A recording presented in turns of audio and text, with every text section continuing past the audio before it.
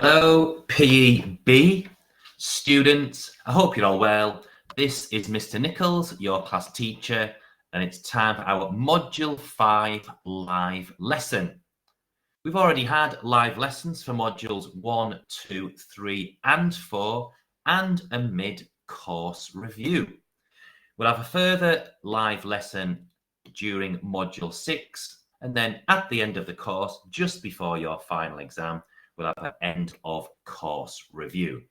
So Module 5 is strategies for individual and team excellence, and the topics within the module are team strategies, group dynamics, and social aspects of competition. We begin every lesson exactly the same way. I share with you my contact details and my top tips that will not only help you pass the course, but improve communication between you and I. If you want to contact me, Google Chat or email or join my live help. In the announcement section of the homepage are my top tips. I will go through these now very, very quickly as a reminder of what you should be doing. So number one, if you ever need help with a specific question, if you send me 3 things, I can get back to you very, very quickly. If you send me the assignment or activity number, the full name of what you're referring to, and a screenshot of the question, I can find out what help you need, and I can get back to you super quickly. A few students will message me and say, "Hi, Mr. Nichols, I don't understand question 1. Well, that question 1 could relate to hundreds of question 1s across all of the courses that I teach. Number 2, if you're answering questions worth 4 or 5 marks, a 2 or 3 word answer from you will not be enough to get full marks. These types of questions usually ask you to describe, define, or explain something, and therefore require a longer answer.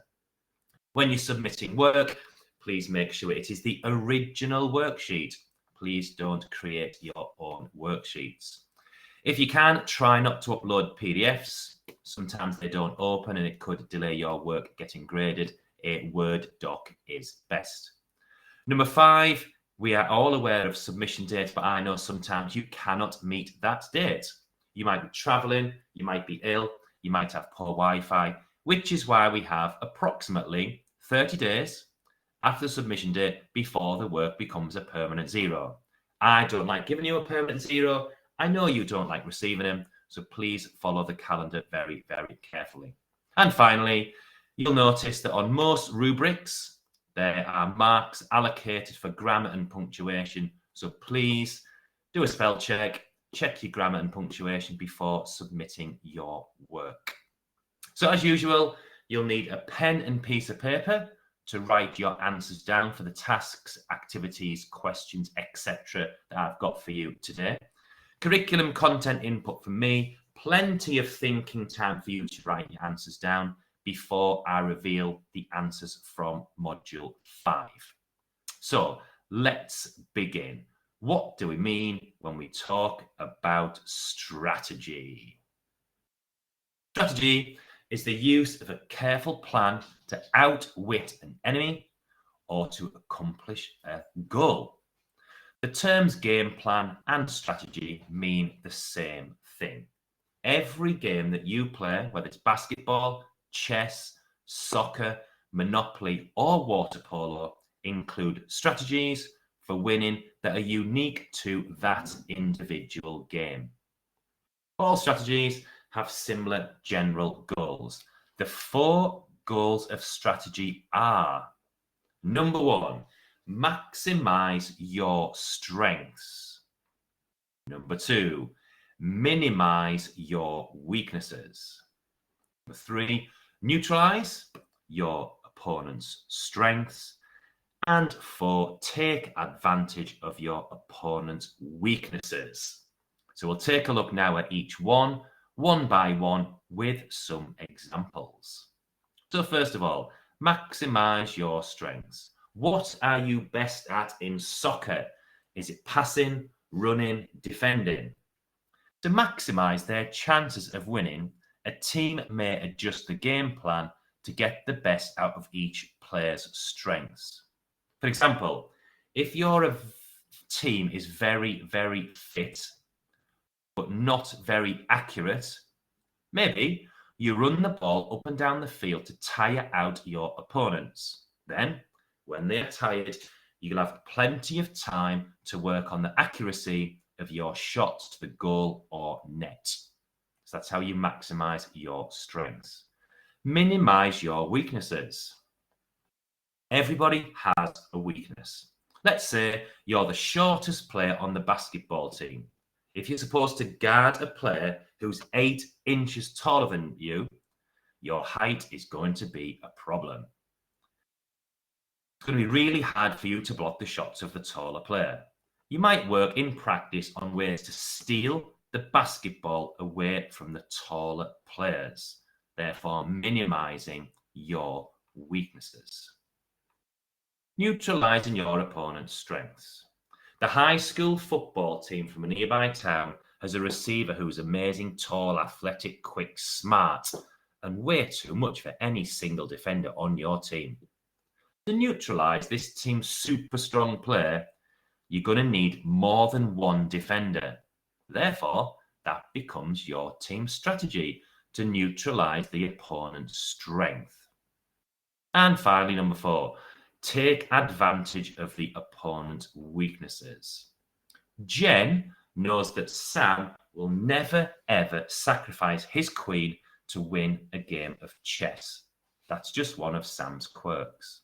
Jen can take advantage of this weakness of Sam as she plots her way to checkmate. Right, let's take a look then at your first task. Where do each of these belong? One has been done for you. So on the left-hand side, we've got some team strategies. We'll read through them one by one. We've got a volleyball example. Water polo, I've given you the answer, which is minimize a weakness. We've got a quarterback and we've got basketball. So which of these team strategies is maximizing your strengths, neutralizing the opponent's strengths, or take advantage of opponent's weaknesses? So let's take a look at the team strategy first of all. Volleyball team A is talented, but its players are short to average in height. Volleyball team B has taller players, so they go to the net often to spike the ball. Miller's high school quarterback has a strong, accurate arm. Your team's defense keeps pressure on the quarterback and attempts to sack him before he's got time to throw. And finally, Sharon is the basketball team's most dependable scorer. The team works to get Sharon in a good position to shoot as often as they can. So for the volleyball team and the tall players spiking, is that maximizing your strengths, neutralizing the opponent's strengths, or take advantage of the opponent's weaknesses?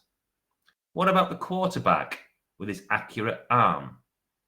Is this maximizing strengths, neutralizing your opponent's strengths, or take advantage of your opponent's weaknesses?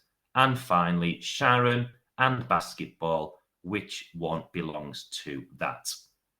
So minimizing a weakness is the water polo team. That one has been done for you. But what fills this space here? What goes here and what goes here? So jot your answers down.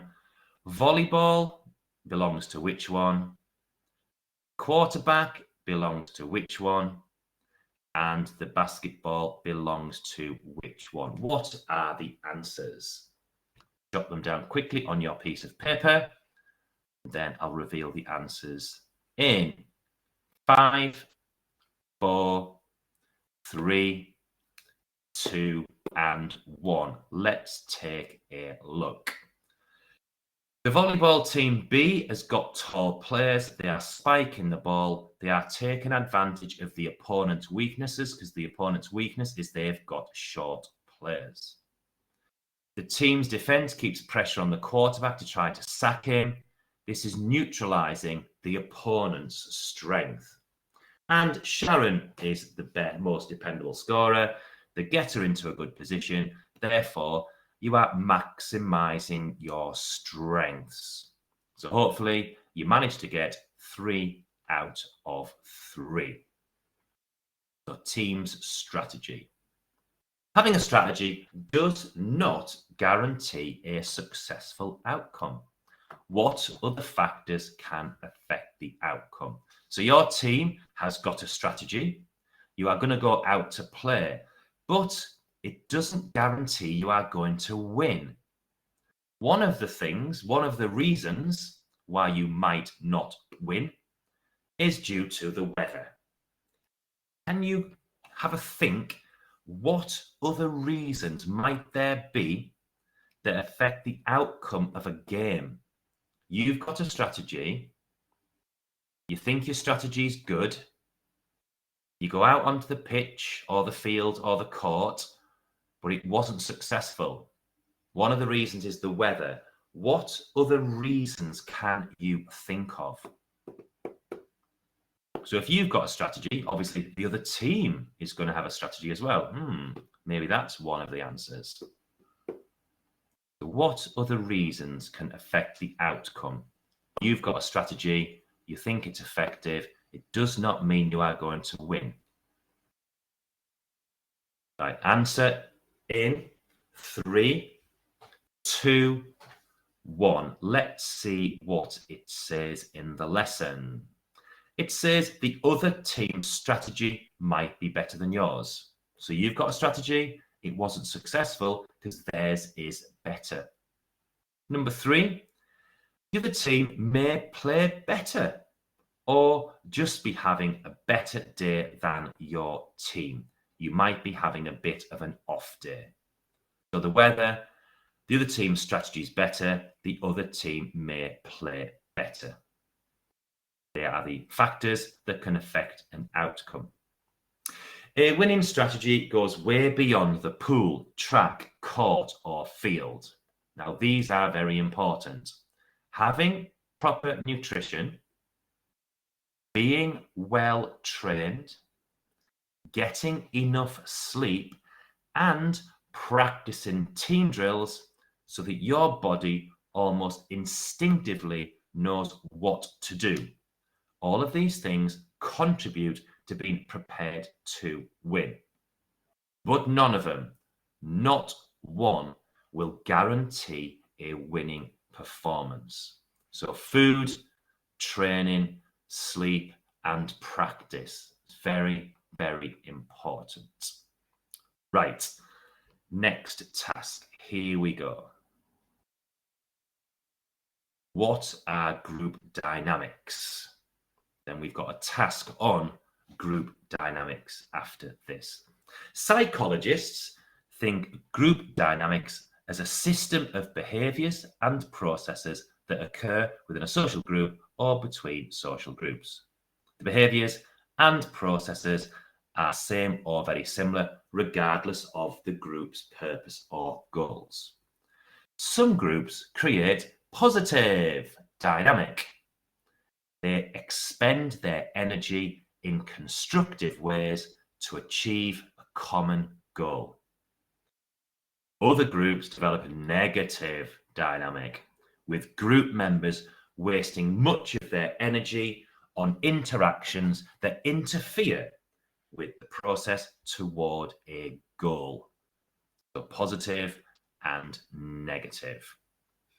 Right, here is a task for you. What do group dynamics look like? Put the correct processes on the left with the correct description on the right. They are all mixed up, but one has been done for you. So the example, the quarterback calls the next play. So shouts out the next play. This is an example of communicating clearly verbally. Communicating clearly verbally. Let's look at the examples on the right and see which of the behaviors or processes on the left belong to each example. So number 1, Brendan tries to turn the other players against Enrique because Brendan wants to play in Enrique's position. So is that communicating clearly non-verbal, working towards a common goal? Is it infighting or reinforcing group identity?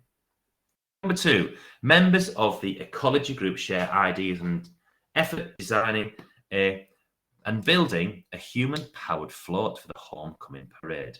Which one is that? After Clarissa loses her temper and yells at the referee, the other players on the team sit far away from her.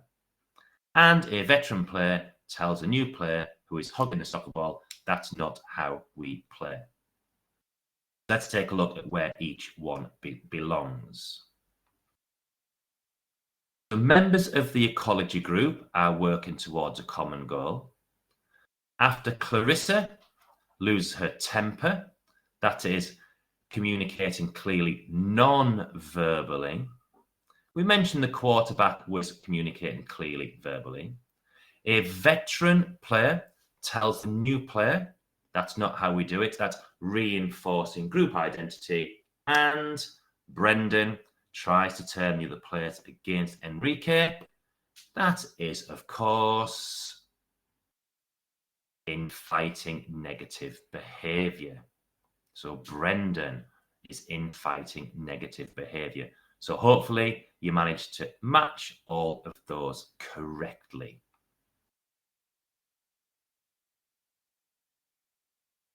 Right, what are some components of group dynamics?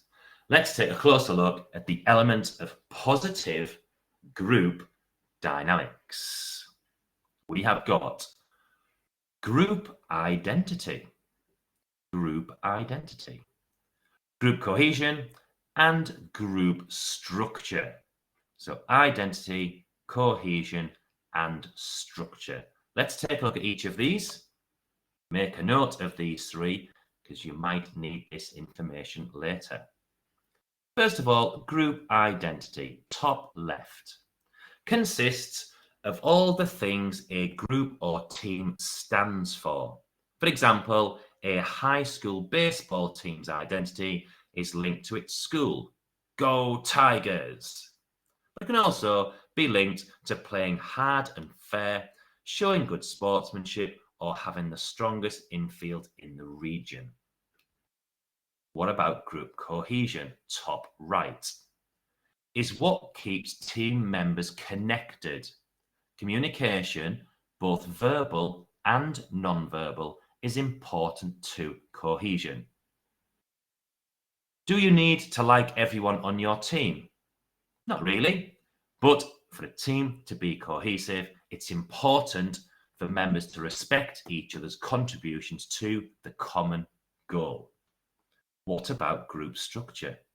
Refers to the framework of relationships in a group and how that changes over time. Everyone on a team has a role to play and a contribution to make. The rules of a given sport combine with the team's unique norms and values to shape the structure of that group. Some groups, such as many businesses, have a very hierarchical structure with a leader or leaders who make all the decisions. Other groups, such as volunteer organisations, have a more democratic structure. So identity, cohesion, and structure. Cohesion is the way a team or group should work, but sometimes it doesn't. What can go wrong? Conflict, both within and between groups, can make participating in that group unpleasant. Perhaps you've experienced what it's like when there's conflict within a group. It might be blame. It might be power struggles. It might be in-group, out-group, or it might be cheating. Let's take a look at each one. Blame. Finding fault with others is easy to do, but very destructive. Power struggles can occur when a group or team is forming or when a team goes through organisational changes. A team member or small group may decide they have a better way to run the team. They then try to undermine the group's leaders. What about in-group, out-group? When a team loses sight of the common goal and becomes caught up in personality differences, the team may lose its cohesion. An in-group may form, consisting of the best players or most popular group members. This group looks down and dismisses the contributions of the out-group. The team then loses its sense of group identity and its ability to work together. And finally, cheating. Cheating can be a sign of conflict between teams or groups. Sometimes, besides competitiveness and sportsmanship, is driving the cheating team to win by use of any means necessary. So they'll do anything at all to win the game. They will cheat to win the game. Right, let's take a look then at our end of lesson plenary. 5 questions for you to write down. Number 1, strategy is ... So what is strategy? Write down what strategy is. Number 2, the 4 main goals of strategy are: number 1, maximize your strengths. Number 2, write the answer down on your piece of paper. Number 3, neutralize the opponent's strengths. And number 4, write the answer down on your piece of paper. Number 3, a winning strategy goes way beyond the pool, track, court, or field. Having proper nutrition plus 3 other things. What were those 3 other things? You need to write them down on your piece of paper. Next one. What do group dynamics look like? We've got working towards a common goal, but what are the other 4? So working towards a common goal is 1. What is number 2, 3, 4, and 5? And finally, question 5. What are some components of group dynamics? 1 was group identity. What is the second? And what is the third? There's 5 questions here based on our lesson on module 5.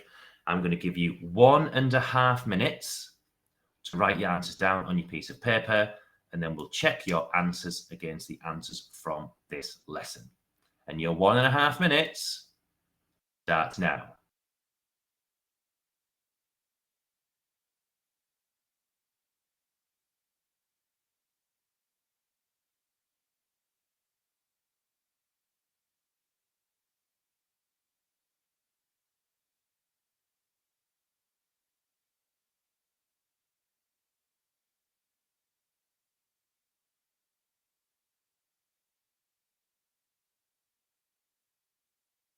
30 seconds gone, 1 minute to go.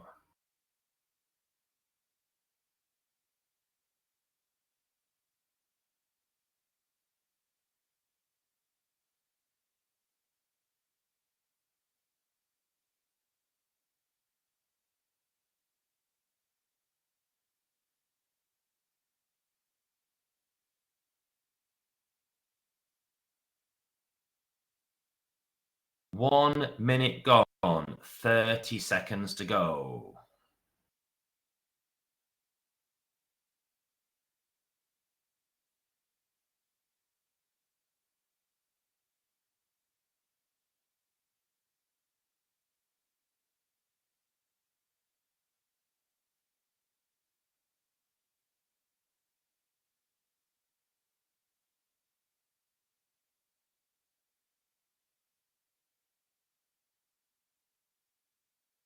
Right, let's check the answers and see if the answers match what is on your piece of paper. So 5 questions, here are all of our answers. So number 1, strategy is the use of a careful plan to outwit an enemy or to accomplish a goal. Hopefully you managed to get that definition written down correctly on your piece of paper. Number 2, the 4 main goals of strategy. I gave you maximize your strengths. Number 2 was minimize your weakness. I gave you neutralize the opponent's strengths. Hopefully you wrote down number 4, take advantage of the opponent's weaknesses. Number 3, a winning strategy goes way beyond the pool, track, court, or field. Having proper nutrition was one of the other things you need to do, as well as being well trained, getting enough sleep, and practicing team drills. They were the answers that we were looking for. Number 4, what do group dynamics look like? 1, working towards a common goal. I gave you that answer. On your piece of paper, hopefully you've written down communicating clearly non-verbal, communicating clearly verbal, reinforcing group identity, and infighting negative behavior. And finally, the last question of the lesson. What are some components of group dynamics? I gave you group identity. The other 2 we were looking for was group cohesion and group structure. That's the end of our PEB Module 5 live lesson on strategies for individual and team excellence, looking at the topics, team strategies, group dynamics, and social aspects of competition.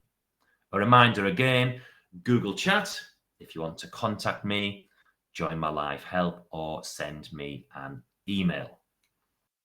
So we will have a live lesson for Module 6.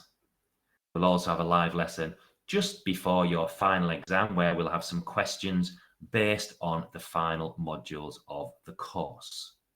I hope this lesson has been of use, and you can watch all the other records that we've got, the other recordings of lessons in your own time to help prepare you for your final exam or to review the modules that you've just done.